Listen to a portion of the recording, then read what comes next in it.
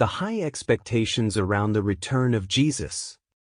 The next day, Jesus sent his apostles on to Cana. They had been invited to the wedding of a distinguished young woman there. Jesus himself was preparing to visit his mother. Before the new apostles left Nazareth, they told Jesus' family about the miraculous events that had taken place so recently. They said they believed that Jesus was the long-awaited Savior.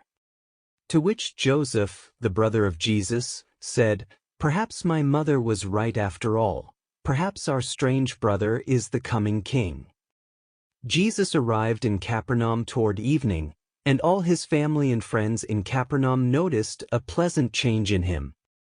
He seemed more cheerful and more like he had been during his earlier years at Nazareth. In the last years before his baptism and periods of seclusion, he had become more and more serious and introspective.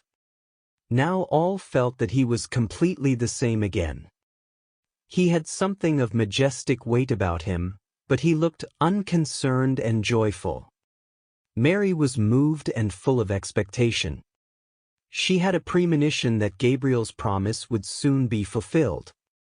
She expected that all Palestine would soon be startled and amazed by the miraculous revelation of her son as the supernatural king of the Jews.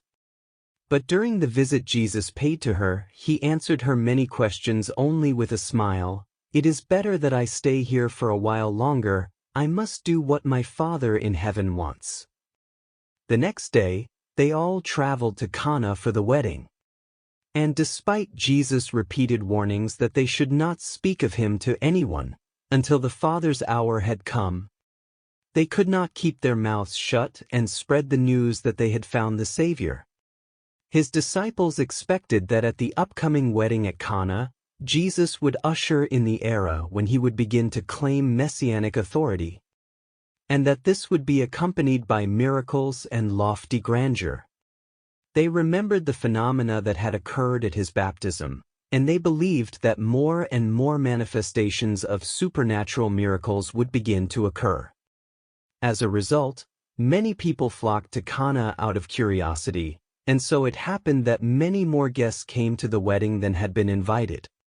Mary, the mother of Jesus, had not been so joyful in years.